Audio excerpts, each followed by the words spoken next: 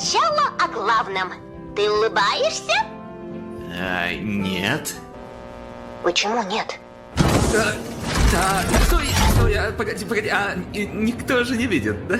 Настало время переоценки персонала.